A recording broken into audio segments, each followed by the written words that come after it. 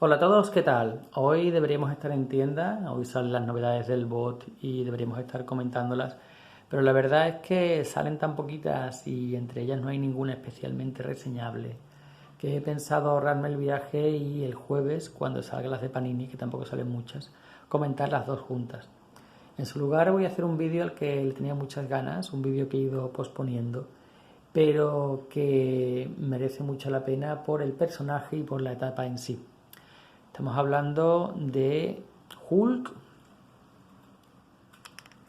en la mejor etapa que ha tenido, la de Peter David, y vamos a comentar su coleccionable. Hulk es, antes como siempre, un poco de contexto histórico, es una piedra capital, un personaje base del universo Marvel, creado por Stan Lee y Jack Kirby en el 1963, pero que a pesar de compartir momento temporal de creación y universo, tuvo una suerte muy diferente al resto de personajes creados por esta dupla. Estamos hablando de los Cuatro Fantásticos, de los Vengadores, que fueron éxitos instantáneos.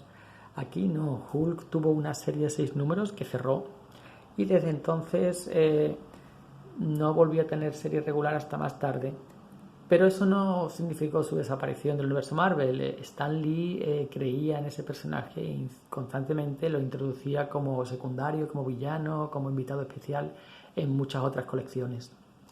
Además, para toda una generación, Hulk era conocido, era una especie de icono pop por una serie que la mayoría no recordaréis, una serie de los años 70, Increíble Hulk, La Masa en España, con, protagonizada por Bill Bixby y por, ¿cómo se llama el tipo este? Lou Ferrigno. Eh, Gracias a eso, Hulk era conocido por el público general, que ahora parece poca cosa, fácil, digo, pero en aquella época solo Superman, Batman, algunos Spider-Man y Hulk eran los únicos personajes realmente conocidos por el público en general. Y es que Hulk nunca ha tenido una etapa realmente buena, realmente que marque. Nunca ha tenido un Steve Englert que diera como al Capitán América, la saga del Imperio Secreto. Nunca ha tenido, por supuesto, nunca había tenido hasta que llegó Peter David una etapa larga de calidad como tuvo los Cuatro Fantásticos con Stan Lee y Kirby y luego con John Byrne. Era un personaje que siempre estaba por ahí, que era importante, pero que realmente no vendía. No vendía en Estados Unidos. De hecho, Marvel, en la época en la que Peter David se hizo cargo de los guiones, mantenía la colección del personaje abierta por simples motivos de prestigio, porque era un personaje fundamental en su universo, no porque vendiera. De hecho, no vendía nada, nadie quería hacerse cargo de la colección después de que John Byrne la dejara, como siempre, tiró la espantada. Así que tuvieron que recurrir a un tipo sin experiencia prácticamente que trabajaba en el departamento de ventas de Marvel. Hablamos de Peter David. En España, aunque muchos se sorprendan ahora porque están flipando con la colección mensual del personaje, en España siempre ha vendido fatal. De hecho, hasta la puesta a la venta de este coleccionable, esta etapa estaba incompleta y a trozos, y que yo recuerde se encontraba primero en un Marvel 2-in-1 con el Iron Man de Byrne. Después salió una serie limitada no, después salió obras maestras, un tomo obras maestras en formato grande con dibujos de McFarlane que se llamaba Hulk Zona Nuclear. Después dos tomos en tapa blanda con un dibujo infame de Jeff Purves que era del Hulk gris, o Mr. Fixit, Mr. Fixit. Después ya un crossover con Factor X, con dibujos de Dale New, creo. Después un tomo, dos tomos que se llamaban Futuro Imperfecto, con dibujos de George Pérez. Después tres tomos de grandes obras de Forum. Después otra miniserie en grapa, Las Guerras Troyanas. Después dos series regulares que duraron poco tiempo en grapa, una con dibujo de Liam Sharp, infame, y otra con dibujo de Andy Kubert. Así, en fin, que es casi imposible, a no ser que lo compraras en su momento, reunir todo ese material. Hasta que llegó este coleccionable que nos trajo Forum, subsello de Planeta de Agostini, y ahora Panini, aunque Clemente lleva años diciendo que están estudiando, que están no se atreve a meterse dentro de esta etapa del personaje, y en parte lo entiendo. Es una etapa larguísima de casi 12 años, desde el 87 hasta el 98, sí. Y es una etapa que tiene unos inicios con un dibujo muy, muy duro, y más para los estándares de esta época. Una etapa que no tiene garantías de que se vaya a vender bien, a pesar de que, como digo, está a la altura de los X-Men de Claremont Byrne, del Thor de Simonson o de los Cuatro Fantásticos de Byrne, por lo menos para mí. Y que se disfruta muchísimo porque tiene una evolución del personaje, una experimentación, una creación de secundarios, unos cambios de entorno. Nunca te aburrías, nunca. Pero bueno, ya me estoy yendo por las ramas como siempre. Vamos a empezar, y no voy a hacer un resumen detallado de cada uno de los tomos, porque son 50, cada uno tiene 3 números que usa casi. Así que estaremos aquí hasta mañana. Así que voy a hacer un pequeño resumen de los momentos más importantes de esta etapa y por qué considero que es imprescindible en todo aficionado Marvel. El coleccionable empieza con la etapa de John Byrne. John Byrne, que se hizo cargo de los guiones y del dibujo, y que, como siempre hace, dejó su marca, para bien o para mal, puso todo patas arriba. Y la verdad es que funcionaba. El Hulk salvaje, que es lo que le gusta y tal. Un dibujo que, si bien no está a la altura de sus mejores trabajos, todavía no había caído en la decadencia que vino después. Pero el caso es que Byrne tuvo problemas, como siempre, con este tipo, ¿cómo se llamaba? Con Jim Shooter, y se fue de la colección. Dejándola en manos de Al Milgrom.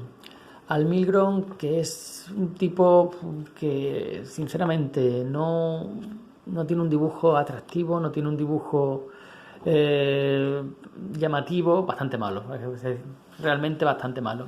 La colección iba de capa caída, y en ese momento se la ofrecieron a Peter David. Peter David era en aquel momento alguien que había intentado trabajar en el periodismo, en la literatura seria, pero no había tenido suerte, así que había dejado aparcado momentáneamente su faceta creativa y había entrado a trabajar en el departamento de ventas de Marvel, primero como asistente y luego como el encargado de esa sección, a la misma vez que iba mandando guiones a diferentes editores de la casa. Pero en Marvel estaba mal visto que alguien del departamento de ventas fuera creativo. Había como un choque, porque los del departamento de ventas son los que tienen que promocionar las series, los que tienen que...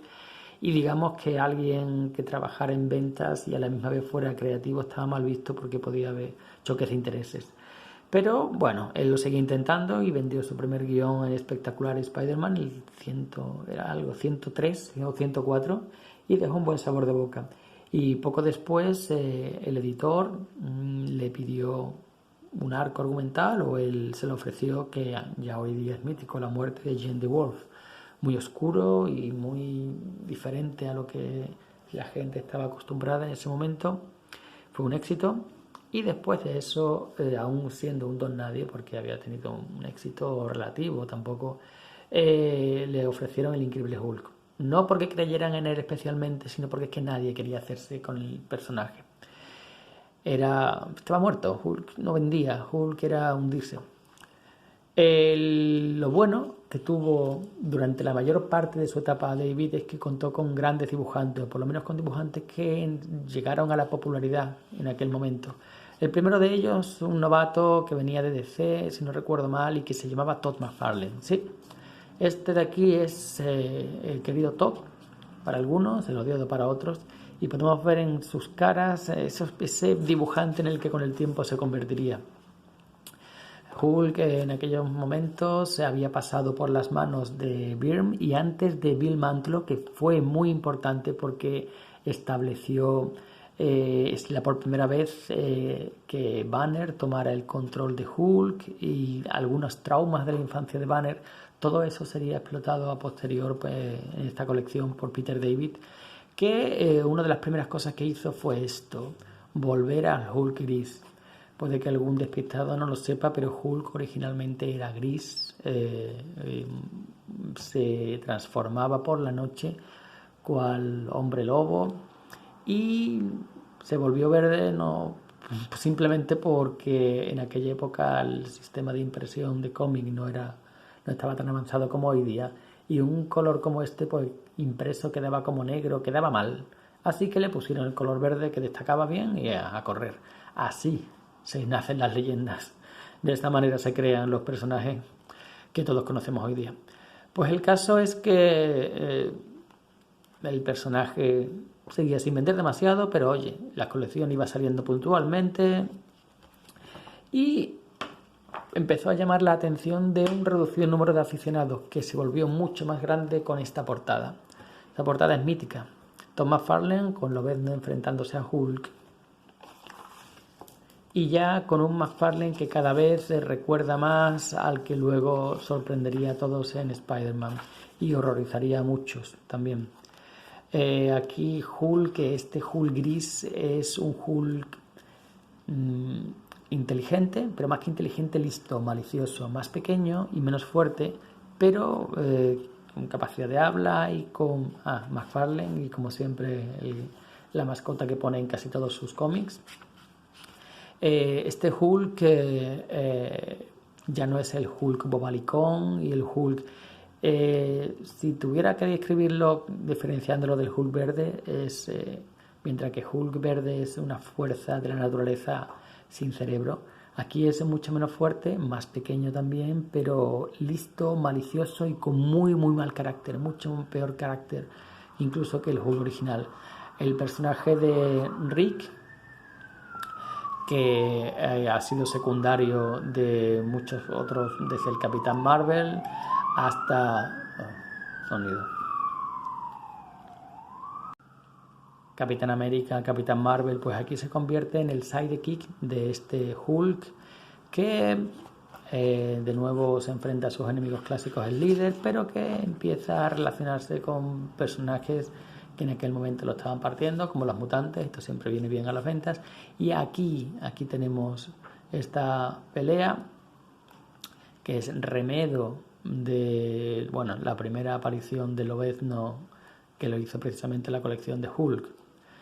Después seguimos con McFarlane, cada vez con un trazo más, ya veis, más parecido al que luego disfrutaremos, entre comillas, en Spider-Man y Spawn, pero ya se había convertido en una estrellita, se fue a Spider-Man, y entonces hay un bajón importante con la llegada de Jeff Purves. Jeff Purves es, fijaos, alguien con... A ver, no me gusta hablar más de dibujantes, pero es muy básico, y sobre todo estamos hablando ya del principio de los 90, una época en la que el impacto gráfico era muy importante y este hombre tenía un estilo muy limitado. Pero lo importante de esta colección es los guiones, así que la cosa seguía ascendente. Por suerte, después de Purves, que es el que se encarga de todo el arco de Hulk en Las Vegas, de Mr. Fix-It, porque para cambiar el entorno del personaje, que eso es algo que constantemente ocurre en esta colección, Peter David hace que Hulk muera aparentemente en una explosión nuclear y desaparezca, pero lo que ha ocurrido en verdad es que ha fingido su muerte ese Hulk gris y apareció en Las Vegas con el nombre de Mr. Fix-It, el señor arregló todo, y allí introdujo un personaje que sería muy importante en el futuro, Marlo. Marlo era la amante de este Mr. Fix-It, que era una especie de matón, que trabajaba para la mafia y que se encargaba de dar palizas, de actuar de guardaespaldas, de portero en los casinos de Las Vegas, solo por las noches, porque por la mañana ya digo que se convertía de nuevo en Banner. Después de esa etapa con Purps, realmente no muy buena, llega alguien que sería muy importante, sería Dale New. Dale New con un estilo al principio bastante clásico, nada que ver con lo que luego se convertiría, y aquí la colección ya se dispara.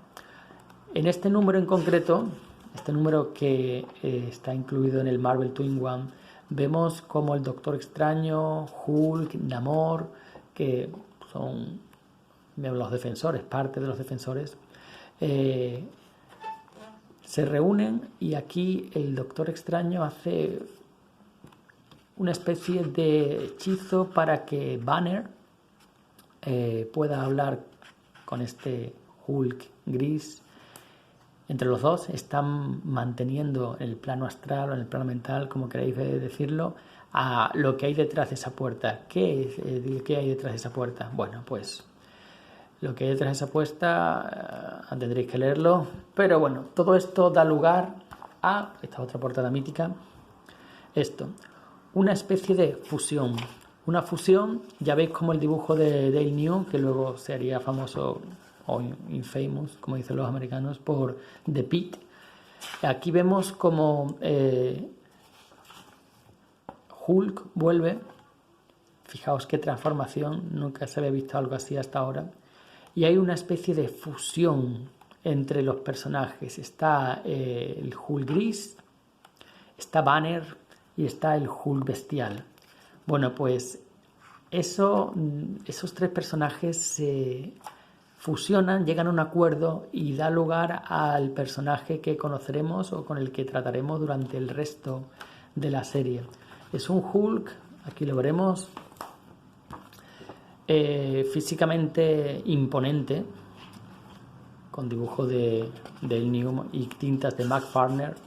Un Hulk físicamente imponente con el cerebro de Banner, la inteligencia de Banner, y de hecho él mismo quiere que llamen Dr. Banner, pero con la malicia y con la mala leche del Hulk gris. Es la fusión de los tres personajes y funciona perfectamente. El dibujo aquí ya alcanza un nivel muy bueno. Con las tintas de Mark Farmer lo realza todo muchísimo. Y durante todo este arco veremos cómo se van añadiendo unos personajes que totalmente de creación propia, como son los troyanos, mejor dicho, el Panteón. El Panteón, que tiene nombre de héroes mitológicos griegos y que ponen a Hulk en una situación totalmente diferente, formando parte de un equipo más allá de los puntuales en los defensores o los vengadores. Aquí estos personajes son una organización que están aparte de cualquier momento, de cualquier gobierno, que buscan la paz y que son algo así como la reencarnación. Bueno, es que no lo puedo explicar sin hacer spoiler, pero bueno, tienen nombres mitológicos de héroes clásicos griegos y cada personaje es buenísimo. ¿A cuál mejor? Hay un Ulises, hay un Paris, hay un Ajax, y aquí Hulk, que por avatares del destino se convierte en parte del equipo y más tarde el líder. Una situación que nunca habíamos visto, el Hulk no solo siendo parte de algo, sino liderándolo. Hulk, que es el Dr. Banner, y se involucra en aquel momento estaba la guerra de Irak, en aquel momento estaba, pues aquí da el salto, bueno, Dale New ya deja los dibujos y en aquel momento entra un desconocido, Gary Frank, al que todos... todavía estamos con Travis Charest, que luego lo flipamos en Wildcats. Sigue Dale New. Esto es buenísimo. Esto es legendario. Razonemos juntos. Hulk con las zapatillas de conejo. Yo tenía un póster de esto cuando era pequeño. Bueno, aquí se meten dilemas morales sobre la guerra, sobre la pena de muerte, sobre, en fin, si es necesario en ciertas ocasiones cruzar la línea.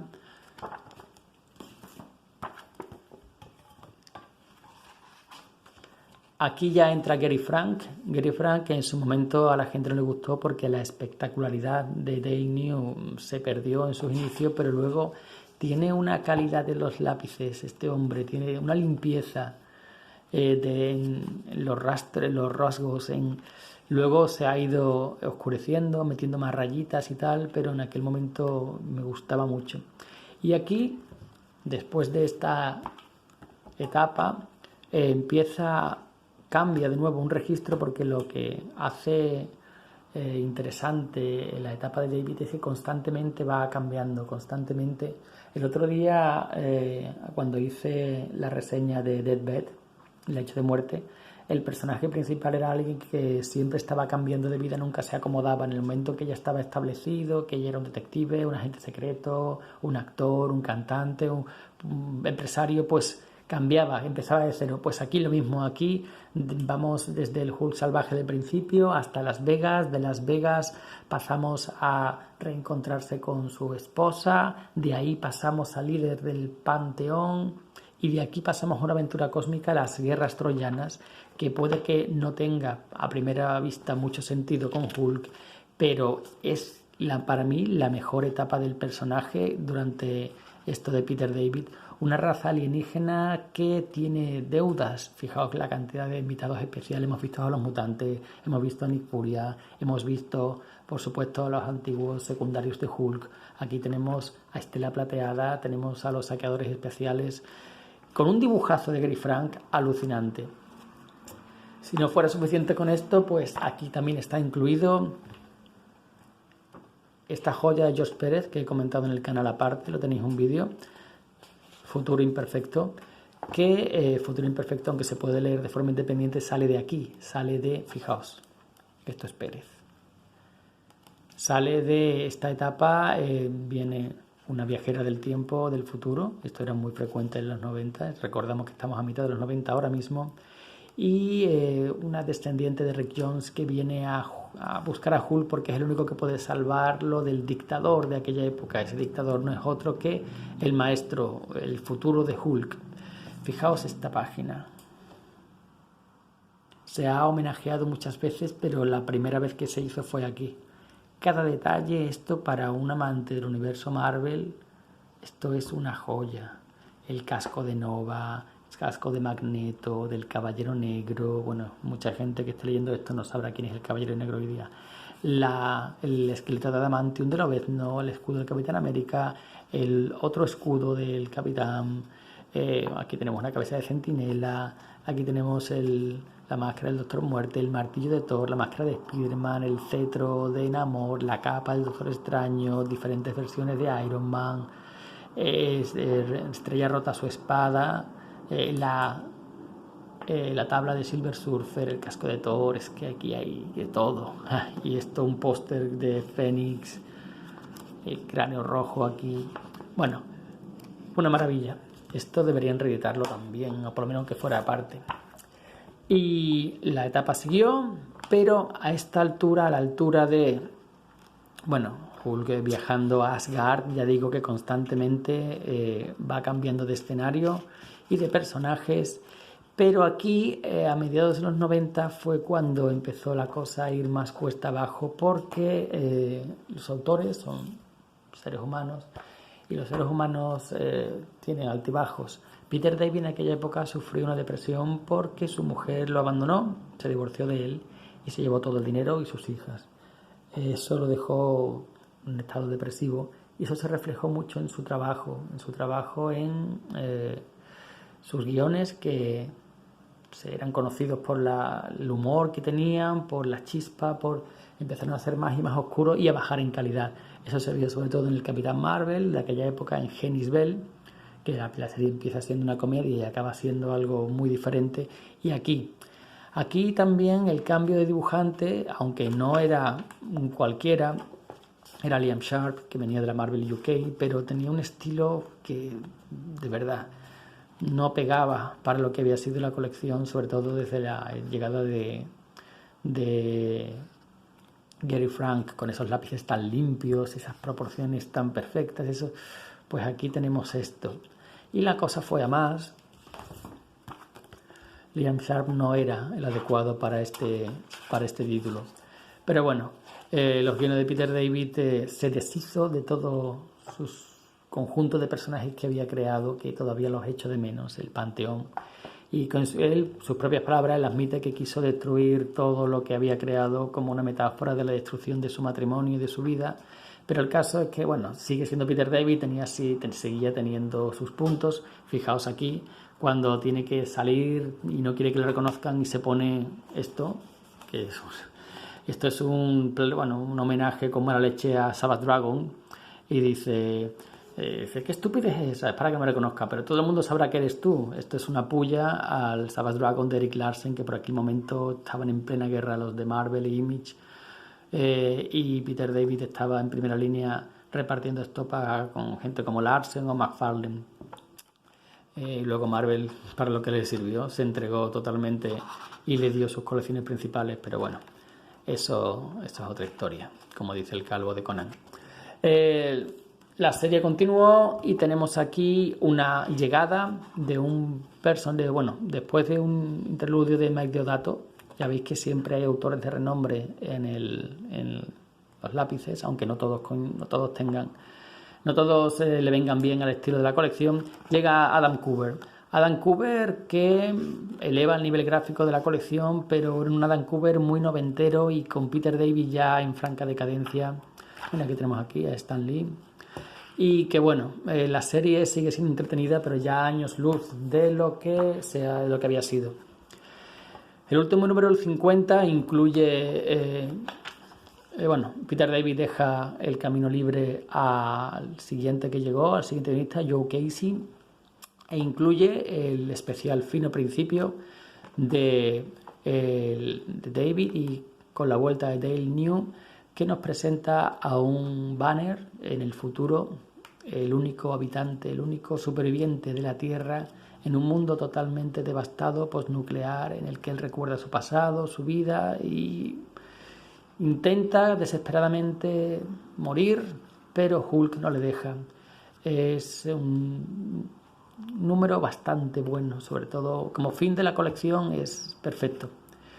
Y bueno, y esto ha sido todo. La verdad es que hoy se me ha ido, pero bueno, es la mejor etapa que ha tenido sin duda el personaje, una colección que de verdad merece la pena tener en la estantería de no solo cualquier aficionado a Marvel, sino cualquier aficionado al cómic de superhéroes en general. Esto está a la altura de lo mejor. Y recordemos que fueron 12 años dando el callo. Hoy día, cuando los autores no duran más de un año y pico y dejan historias olvidables en el mejor de los casos, esto es para quitarse el sombrero. Como os digo, es complicado encontrar todo esto por miniseries, está muy desperdigado, ya os he dicho antes cómo se ha publicado. Clemente ha prometido varias veces que lo va a hacer, pero casi que pensároslo, porque esto, si saldría o bien en Marvel Heroes o bien en Marvel Limited Edition, 40 o 40 y muchos por tomo, y siendo tantos números, echarle 8 tomos mínimos, una pasta. El coleccionable, al contrario que otras cosas, se encuentra bastante sencillo, no voy a decir, pero vamos, buscándolo se encuentra, pero no ha bajado mucho de precio, mientras que el de la Patrulla X, el primero, se puede encontrar por 40 o 50 euros, el Daredevil también. Esto suele estar en torno a los 100, así que si lo encontráis por ese precio es bueno. Y nada más, siento el rollo de hoy. Un saludo y hasta la próxima.